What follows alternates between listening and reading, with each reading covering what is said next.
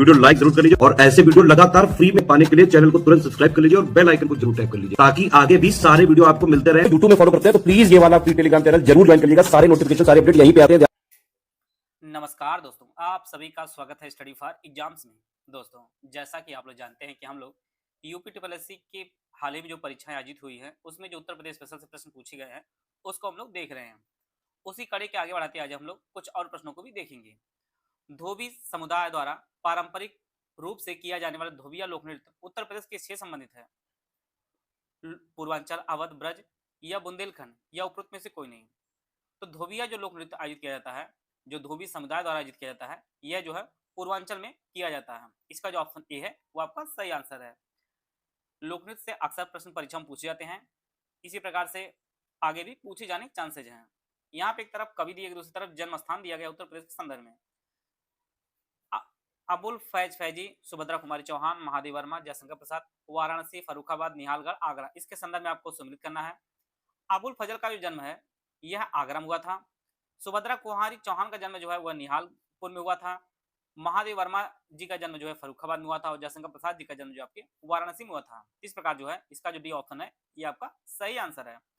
अबुल फैज फैजी का जन्म आगरा में, सुभद्रा कुमारी चौहान जी का जन्म जो है यह निहालपुर में, महादेव वर्मा जी का जन्म फरुखाबाद में और जयशंकर प्रसाद जी का जन्म वाराणसी में हुआ था। डी ऑप्शन इसका सही आंसर है। सूरसेन महाजनपद की राजधानी थी श्रावस्ती, मथुरा, कन्नौज, वाराणसी या उपरोक्त में से कोई नहीं। सूरसेन महाजनपद 16 महाजनपदों में से एक था और इसकी राजधानी जो मथुरा थी। इसका जो ऑप्शन बी है वो आपका सही आंसर है। पलाश उत्तर प्रदेश का राजपुष्प है। इसे फूल को जो है सामान्यतः किस अन्य नाम से जाना जाता है? फ्लेम ऑफ फॉरेस्ट, चेतन ज्योति, पुष्पांजलि, स्कारलेट टार्च या उपरोक्त में से कोई नहीं।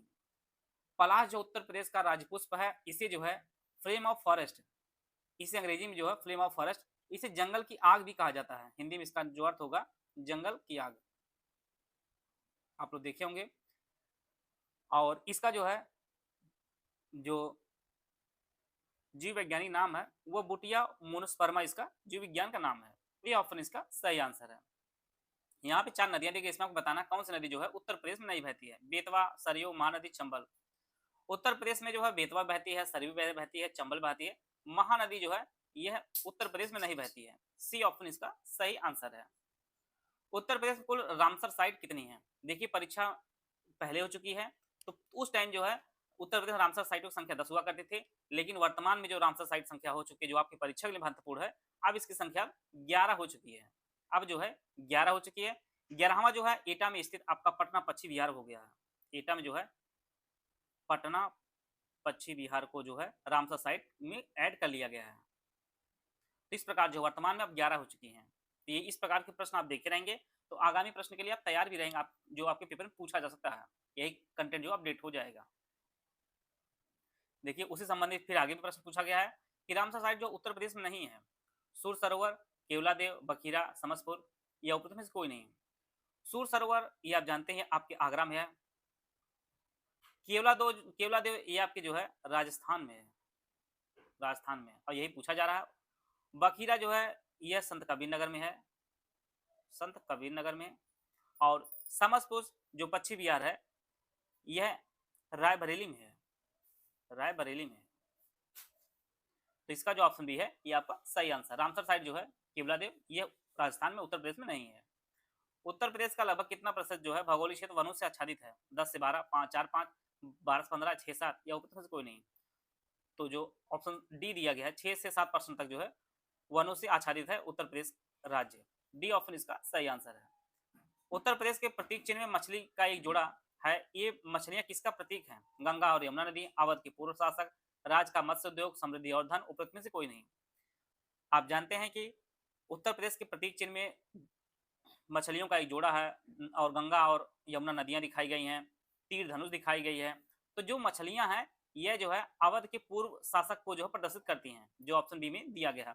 और वहीं जो तीर धनुष है, जो तीर धनुष है यह जो है यह भगवान राम के प्रतिनिधित्व को जो है प्रदर्शित करती हैं। तो जो ऑप्शन बी में वो आपका सही आंसर है। खादर और भांगर उत्तर प्रदेश के किस प्रमुख मृदा समूह के उप प्रकार हैं? लाल मिट्टी, जलोढ़ मिट्टी, लैटेराइट, काली मिट्टी। तो इसका जो सही आंसर है वो ऑप्शन बी जो है खादर और बांगर जो है यह उत्तर प्रदेश के जो जलोढ़ मृदा के उप प्रकार हैं उसी का पार्ट है। बी ऑप्शन इसका सही आंसर है।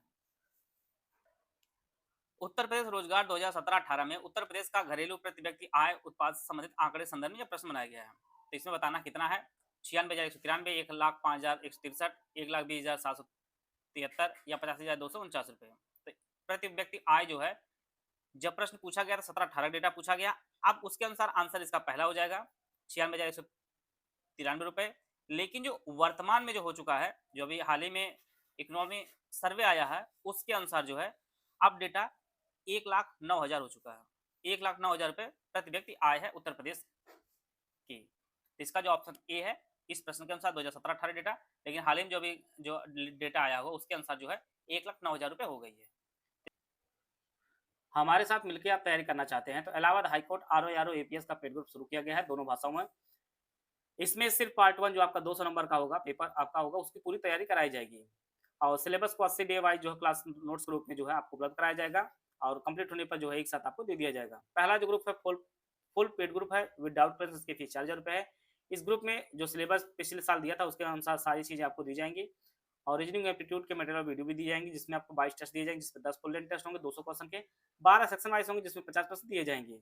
और इस ग्रुप पे जुड़ने के बाद आपको कुछ भी अलग से कहीं लेने की जरूरत नहीं होगी, पूरा 200 नंबर कंप्लीट आपको मटेरियल दिया जाएगा। 80 डे वाइज जो है क्लास नोट्स दिए जाएंगे, जिससे कंप्लीट होने के बाद सब्जेक्ट वाइज नोट्स एक साथ दे दिए जाएंगे। Full paid group without doubt prince की फीस 3,000 रुपये, इसमें सब कुछ दिया जाएगा, डाउट प्रिंस नहीं दिया जाएगा, डाउट प्रिंस नहीं दिया जाएगा। तीसरा जो ग्रुप है ऑनलाइन स्टडी मटेरियल ग्रुप है, no test no doubt prince की फीस 1600 रुपये है। इसमें कंप्लीट स्टडी मटेरियल दिया, ना ही टेस्ट दिया जाएगा, ना ही आपको डाउट क्लेश दिया जाएगा। ओनली टेस्ट सीरीज का ग्रुप है 700 रुपये, इसमें 22 टेस्ट होंगे, 10 फुल लेंथ टेस्ट होंगे, 12 आपके सेक्शन वाइज टेस्ट दिए जाएंगे। ओनली पेड क्विज का जो ग्रुप है 700 रुपये, इसमें मोस्ट रिपीटेड क्वेश्चन की प्रैक्टिस कराई जाएगी। अगर आपने 1600, 3,000, 4,000 का कोई भी ग्रुप लिया है तो आपको पेड क्विज जो है अलग से लेने की जरूरत नहीं है, आपको ऐड कर दिया जाएगा। इनमें से कोई भी पेड ग्रुप ज्वाइन करना चाहते हैं तो 8564880530, 75238644559696606608 ये 3 दिए गए नंबर, इस पे कॉल व्हाट्सएप करके जो है जानकारी प्राप्त कर सकते हैं और इस बैच से जुड़कर जो है अपनी तैयारी को बेहतर कर सकते हैं।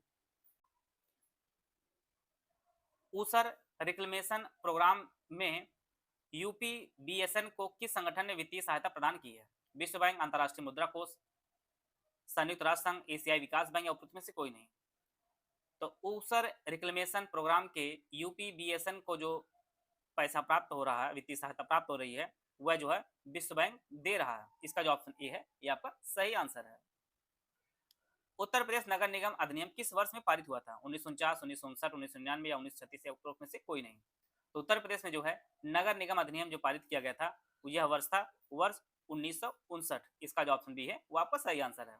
वर्तमान में जो उत्तर प्रदेश में टोटल जो है 17 नगर निगम है। नगर निगमों की जो संख्या उत्तर प्रदेश में टोटल जो है 17 है और 17वां आपका जो है शाहजहांपुर बना था। शाहजहांपुर जो है 17वां नगर निगम बना था।